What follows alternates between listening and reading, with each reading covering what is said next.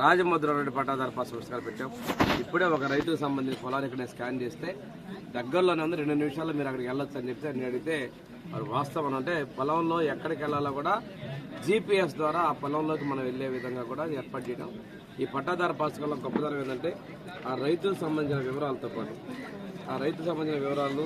ఖాతా నంబర్తో పాటు ఇక్కడ మళ్ళీ ఆ మ్యాప్ కూడా దీనిలో చూడడం జరిగింది. ఎక్కడ స్కాన్ అక్కడ చేస్తే GPS ద్వారా అక్కడ వెళ్ళే విధంగా ఉంది. ఇది కొత్తది వచ్చినా బాగా పంపిణీ చేసుకుని అమ్ముకున్నా కూడా మనం మంచిగా ఉన్నాయి.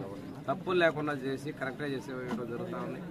దీంతో పాటుగా రెవెన్యూలో ఉన్నటువంటి 22A భూములకు కూడా మనం పరిష్కారం చేయాలని ముఖ్యమంత్రిగా కంకణం కట్టుకున్నారు. దానిలో ఉన్నటువంటి చుక్కల భూములు కావచ్చు, గర్భకండ్రికలు కావచ్చు, అదేవిధంగా అగ్రిమెంట్ల మీద పెట్టినటువంటి సాదా మైనామాలు కావచ్చు, శివాయి జమీందారు భూములు కావచ్చు, వీటన్నిటికీ కూడా పరిష్కారం చేయబోతున్నాం. అదేవిధంగా అసైన్మెంట్ భూములకు కూడా తొందరలోనే అసైన్మెంట్ కమిటీ మీటింగ్ పెట్టి భూమి మీద ఉన్నటువంటి వాళ్ళు కూడా పట్టాలు ఇచ్చే కార్యక్రమం కూడా ప్రభుత్వం చేపడతా ఉంది.